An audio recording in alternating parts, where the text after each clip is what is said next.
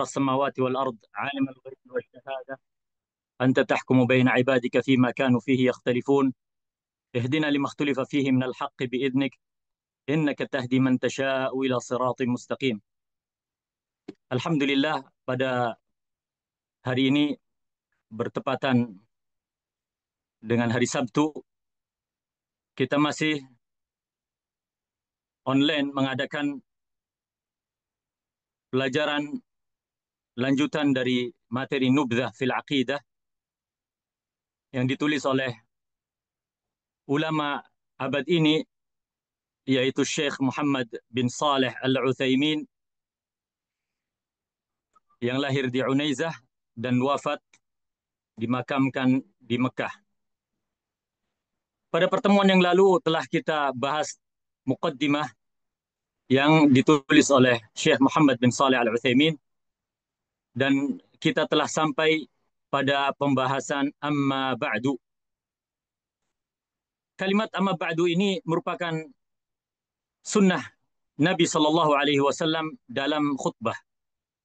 Di antaranya beliau mendatangkan kalimat ungkapan amma ba'du yang artinya adalah sesudah ini. Di dalam pembahasan tentang nahwu, amma ba'du ini berfungsi menggantikan sebagai syarat dan fiil syarat yang aslinya adalah mahma yakun min syai'in ba'da dhalik. Mahma yakun min syai'in ba'da dhalik. Apapun yang terjadi, maka setelah ini adalah pembahasan yang akan disampaikan. Ini merupakan ungkapan sebagai perpindahan antara muqaddimah dengan isi. Antara muqaddimah dengan isi. Maka kemudian Syekh Muhammad bin Saleh Al-Utsaimin melanjutkan setelah muqaddimah yang telah kita bahas pada pertemuan yang lalu. Beliau menyebutkan fa inna ilma tauhid asyraful ulumi wa ajalluha qadara. Sesungguhnya ilmu tauhid ini adalah ilmu yang paling mulia dan paling terhormat derajatnya. Kenapa disebutkan dan paling wajib dicari? Wa aujabuha matlaba, dan yang paling wajib untuk dicari oleh seorang muslim, dituntut oleh seorang muslim. Disebutkan sebabnya oleh Syekh Muhammad bin Saleh Al-Utsaimin, li'annahu al-ilmu billah, karena ilmu tauhid itu adalah ilmu tentang Allah Subhanahu wa taala, wa asma'ihi, dan tentang nama-nama Allah Subhanahu wa taala, wa sifatihi, dan tentang sifat-sifatnya, wa huquqihi ala ibadihi, dan kewajiban-kewajiban hamba terhadap Allah Subhanahu wa taala, dan hak-hak Allah Subhanahu wa taala yang wajib ditunaikan oleh hambanya. Ini tentang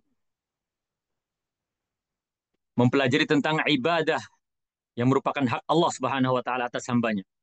Kemudian Syekh Muhammad bin Saleh Al-Utsaimin melanjutkan tentang keutamaan ilmu tauhid, kenapa disebut dengan ilmu yang paling mulia dan paling terhormat derajatnya dan paling wajib untuk dituntut. Beliau melanjutkan, wali annahu miftahut tariqi ila Allah taala, karena ilmu tauhid itu adalah jalan kunci menuju Allah Subhanahu wa taala. Wa asasu syara'ihi, dan dasar dari seluruh syariatnya. Di sini Syekh Muhammad bin Saleh Al-Utsaimin ingin menjelaskan bahwa ilmu tauhid adalah dakwahnya seluruh para nabi dari sejak Nabi Adam alaihi salam, dan merupakan inti dari dakwahnya para rasul semenjak zamannya Nuh alaihi assalam. Oleh karenanya Syekh Muhammad bin Saleh Al-Utsaimin berkata setelahnya, Walidha ajma'atir rusulu 'ala ad-da'wati ilaihi. Karena itu para rasul alaihi wassalatu wassalam sejak zamannya Nabi Nuh alaihi salam sampai Nabi Muhammad sallallahu alaihi wasallam sepakat menyeru umatnya kepada ilmu ini, yaitu ilmu tauhid. Kemudian Syekh Muhammad bin Shalih Al-Utsaimin memberikan satu dalil dari Al-Quran yang mendasari konsep tauhid ini yang menjadi dakwahnya para rasul sallallahu alaihi wassalatu wassalam. Allah Subhanahu wa taala berfirman, "Wa ma arsalna min qablika min rasulin illa nuhi ilaihi annahu la ilaha illa ana fa'budun." Di dalam surat Al-Anbiya ayat 25, Allah Subhanahu wa taala berfirman, "Dan tidaklah kami utus seorang rasul pun sebelum engkau, wahai Muhammad sallallahu alaihi wasallam, melainkan kami wahyukan kepadanya tidak ada ilah yang berhak disembah kecuali aku, kecuali Allah Subhanahu wa taala. Maka sembahlah aku." Di sini Allah Subhanahu wa taala memberitahukan kepada kita tentang luasnya dakwah kepada tauhid ini, yang mana sejarah daripada dakwah tauhid ini bukanlah hanya dibawa oleh Nabi Muhammad sallallahu alaihi wasallam, namun adalah dakwah yang dibawa oleh para nabi-nabi sebelum Rasulullah sallallahu alaihi wasallam, dan ayat-ayat yang berkaitan dengan bahwa dakwahnya para nabi itu adalah la ilaha illallah itu sangat banyak sekali. Di antaranya adalah firman Allah Subhanahu wa taala, "Inna auhayna ilaika kama auhayna ila Nuhin wan nabiyyin min ba'di."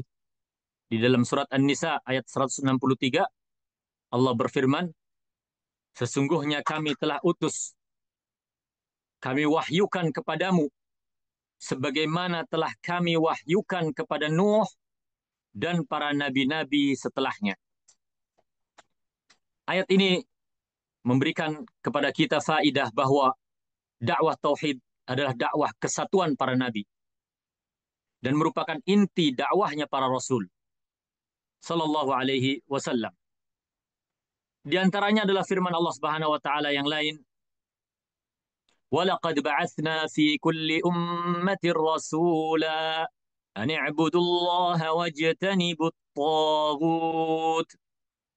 Di dalam surat An-Nahl ayat 36, Allah Subhanahu wa taala berfirman, "Dan sesungguhnya kami telah mengutus pada tiap-tiap umat satu rasul,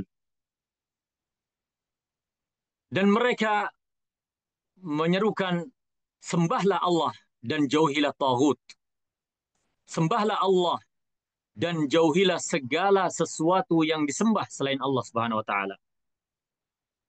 Ayat ini juga menunjukkan bahwa dakwah kepada tauhid dan dakwah kepada pengingkaran terhadap kesyirikan bukanlah dakwahnya Nabi Muhammad SAW saja, namun merupakan adalah dakwah warisan dari nenek moyang para nabi dan nenek moyang para rasul sallallahu alaihi wassalam. Kemudian dilanjutkan oleh Syekh Muhammad bin Shalih Al-Utsaimin tentang keutamaan tauhid ini selain dari dakwahnya para rasul atau konsensus dari para rasul adalah beliau berkata, "Wa syahida li nafsihi ta'ala bil wahdaniyati wa syahida biha lahu malaikatuh wa ahlul ilm. Qala Allah Ta'ala, شهد الله أنه لا إله إلا أنا شهد الله أنه لا إله إلا هو والملائكة وأولو العلم قائما بالقسط لا إله إلا هو العزيز الحكيم."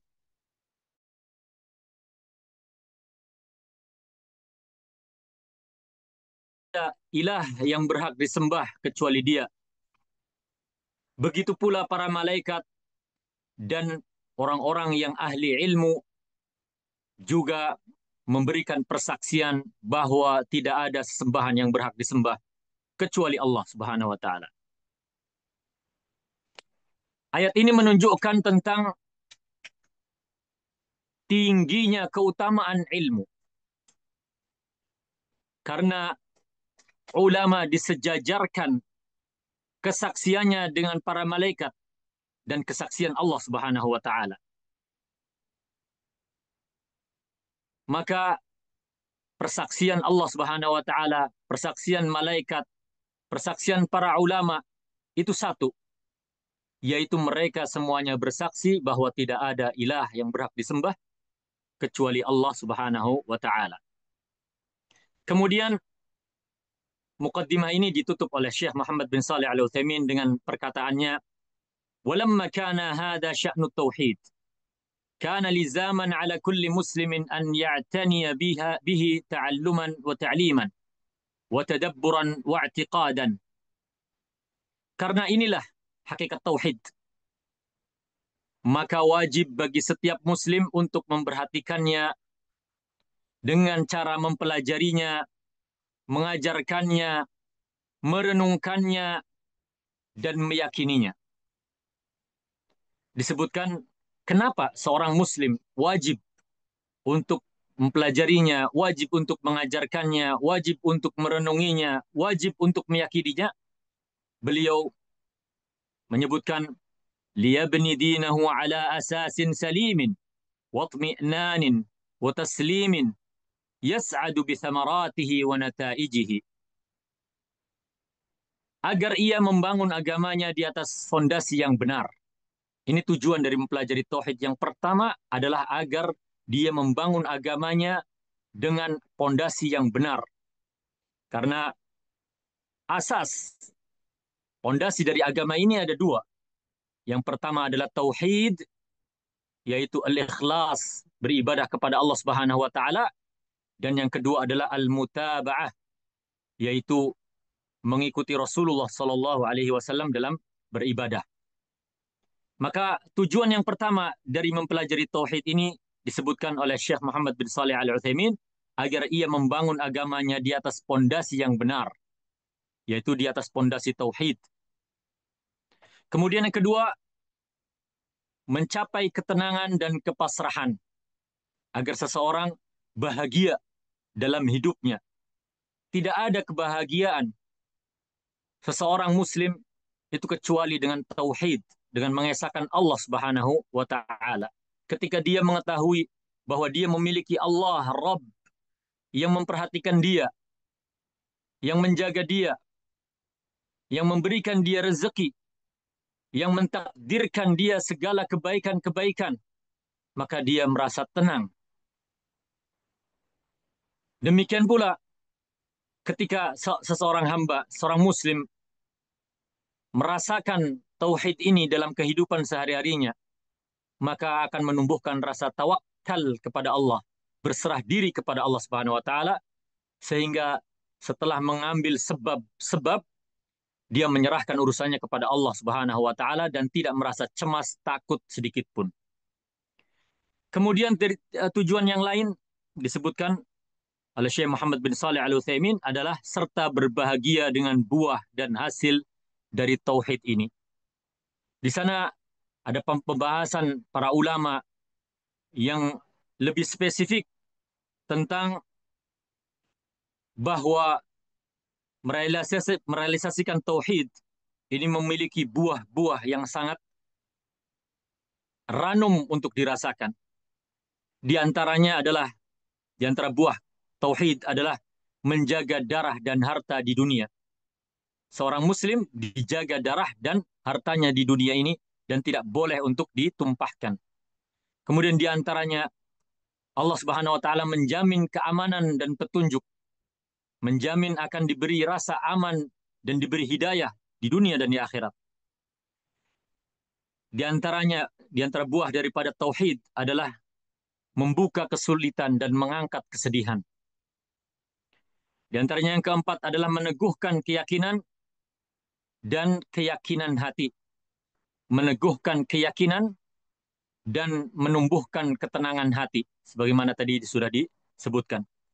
Kemudian yang kelima adalah masuk surga tanpa hisab dan tanpa azab, sebagaimana dijelaskan oleh Rasulullah Shallallahu Alaihi Wasallam. Kemudian yang terakhir, kemudian berikutnya yang keenam, menjadi sebab diterimanya syafaat, menjadi sebab mendapatkan syafaat Nabi Shallallahu Alaihi Wasallam pada hari kiamat. Dan buah yang terakhir adalah menghapus dosa-dosa kita sehingga kita tidak dimasukkan ke dalam neraka, namun dimasukkan ke dalam surganya Allah Subhanahu wa taala. Ini merupakan beberapa buah dari mempelajari dan merealisasikan tauhid. Semoga Allah Subhanahu wa taala menjadikan kita termasuk orang-orang yang menegakkan tauhid, hidup di atasnya dan dibangkitkan di atasnya. Amin amin ya rabbal alamin. Demikian tentang pembahasan seputar pembukaan mukaddimah yang disampaikan oleh Syekh Muhammad bin Saleh Al-Utsaimin. Insyaallah pada pertemuan yang akan datang kita akan masuk ke dalam materi berikutnya, yaitu ad-dinul al-islami, yaitu agama Islam. Silakan jika ada diskusi ataupun pertanyaan seputar apa yang telah disampaikan.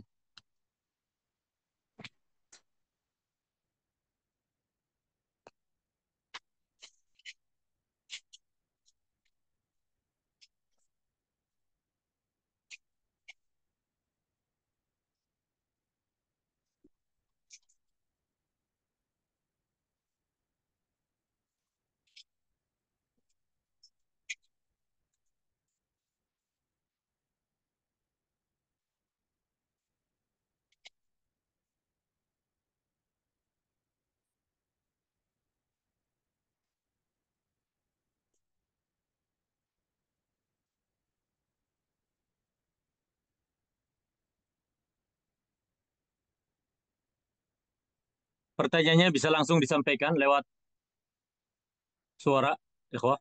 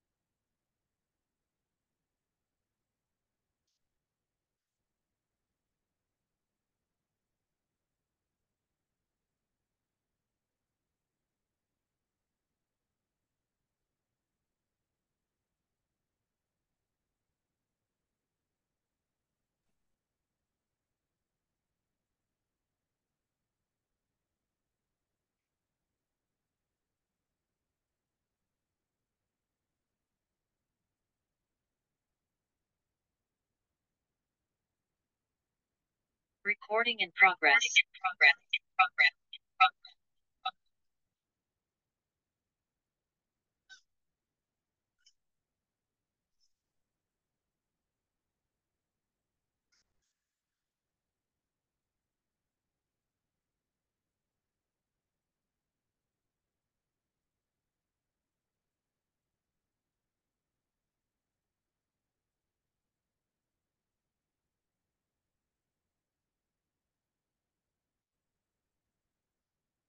Silakan ikhwah.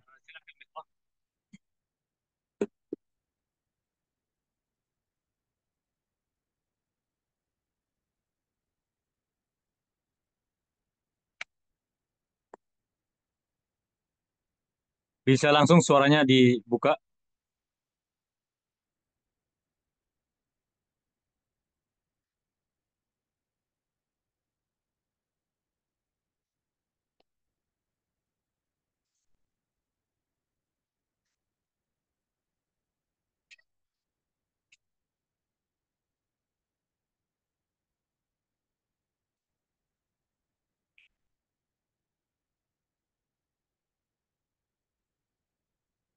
Assalamualaikum Ustaz.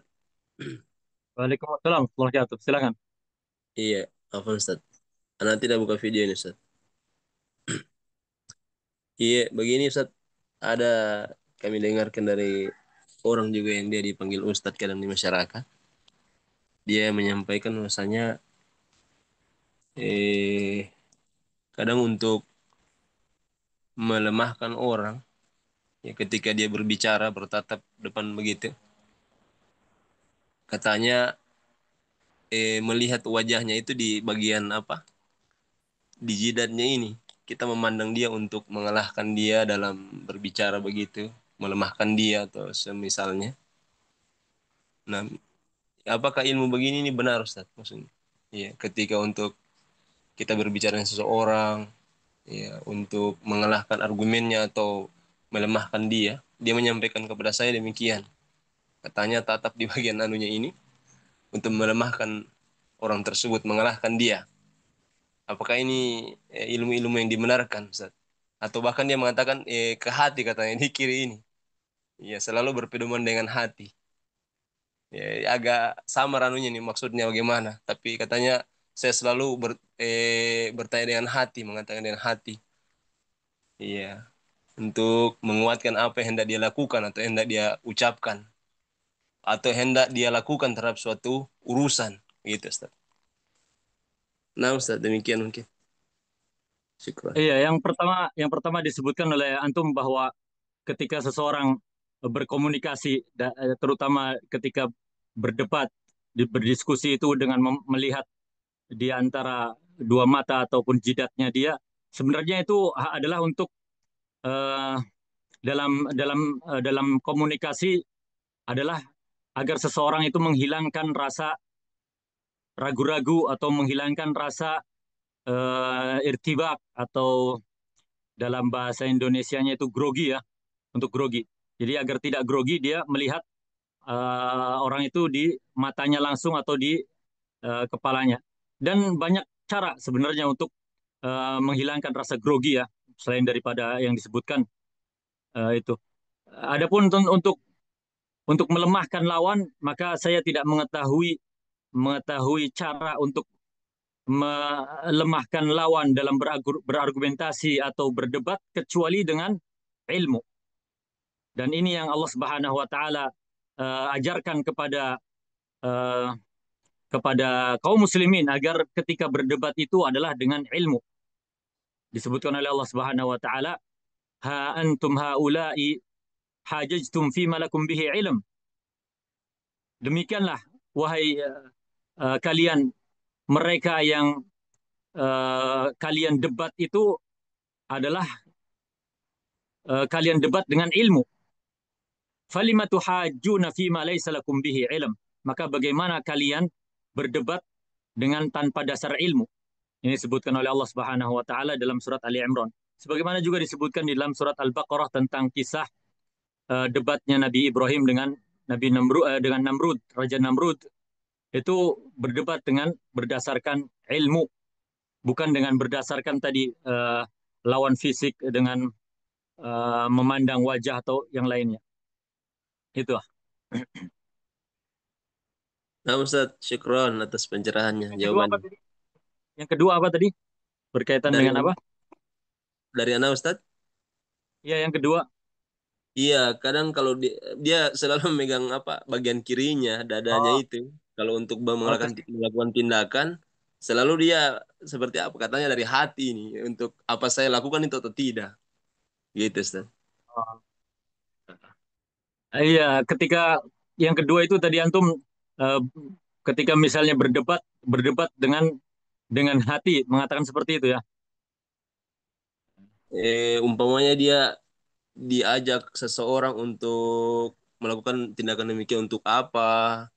Ya, sesuatu katakan seperti rapat atau urusan tertentu, dia katanya megang di hatinya ini kalau mungkin dia merasa hatinya kuat untuk itu ya dia datangi atau kemudian atau Hmm. tidak. Kalau jawab hatinya mungkin tidak kuat untuk melakukan hal tersebut. Kurang lebih mungkin begitu, Ustaz. Anda rasa itu sebagai trik-trik saja, sebagai langkah-langkah untuk seseorang itu tidak grogi ya. Itu banyak sekali cara. Bisa dengan misalnya minum kopi, ada yang misalnya seperti tadi megang dadanya biar tidak grogi, gemetar. Itu hanya sekedar trik-trik saja, cara-cara untuk dan berasal dari pengalaman-pengalaman pribadi dan bisa untuk dilakukan itu sebagai pengalaman-pengalaman pribadi saja. Cara-cara untuk agar tidak grogi dalam berkomunikasi terutama dengan orang-orang yang apa namanya memiliki kedudukan yang tinggi dan lain sebagainya untuk menghadiri rapat dan lain sebagainya. Demikianlah. Iya, nama Ustaz. Syukran, jazakumullah khairan. Assalamualaikum Ustaz. Waalaikumsalam warahmatullahi wabarakatuh. Pak Dadang, gimana kabarnya? Ya, mau tanya ini tadi ada buahnya bahwa kita kalau belajar tauhid akan masuk surga. Di lain pihak, masuk surga adalah atas rahmat Allah Subhanahu wa taala. Jadi kira-kira hubungannya antara belajar tauhid dengan rahmat Allah itu seperti apa, Ustaz? Terima kasih. Iya. Betul sekali Pak, yang disebutkan oleh Bapak bahwa masuk surga itu dengan rahmat Allah Subhanahu wa taala dan keutamaannya. Tentunya rahmat Allah Subhanahu wa taala itu sangat luas sebagaimana disebutkan wa rahmati wasi'at kulla syai, dan rahmatku itu sangat luas, menyeluruh. Dan di antara rahmat Allah Subhanahu wa taala adalah mendidik dan menunjukkan kepada hambanya kepada tauhid, menghambakan diri kepada Allah Subhanahu wa taala. Karena ketika seseorang meninggalkan tauhid, artinya apa? Dia sedang memperbudak dirinya untuk penghambaan kepada selain Allah Subhanahu wa taala. Dan itu merupakan kehinaan yang sangat besar, tidak ada kehinaan yang lebih besar dari seseorang menghamba kepada makhluk, apalagi menghamba kepada benda-benda yang mati. Maka kebalikannya, kedudukan derajat yang paling tinggi bagi seorang hamba adalah ketika dia menghambakan dirinya kepada Allah Subhanahu wa taala. Ini merupakan tujuan yang mana kaum muslimin itu hidup di dunia. Sebagaimana disampaikan oleh komandan kaum muslimin pada perang Qadisiyah yang bernama Rib'i ibnu Amir, ketika dipanggil oleh Gubernur Rustum, ditanyakan, Maja abikum, kenapa kalian datang ke Persia ini? Untuk apa? Apakah kalian mengharapkan dunia? Maka Amir ibnu Rib'i mengatakan, kita diutus oleh Allah Subhanahu wa taala untuk mengeluarkan manusia dari peribadatan kepada manusia menuju peribadatan kepada Rabb-nya manusia. Dan ini merupakan rahmat dari Allah Subhanahu wa taala ketika seseorang ditunjukkan tauhid. Dia tidak diperbudak dengan selain Allah Subhanahu wa taala. Demikian, Pak. Syukron, Ustaz. Oke, karena waktunya sudah habis, saya tadi memperkirakan waktunya adalah 30 menit, 20 menit untuk penyampaian dan 10 menit untuk diskusi. Karena waktunya habis, kita insya Allah akan lanjutkan pada pertemuan yang akan datang di akhir bulan Oktober ini di hari Sabtu, biidznillah.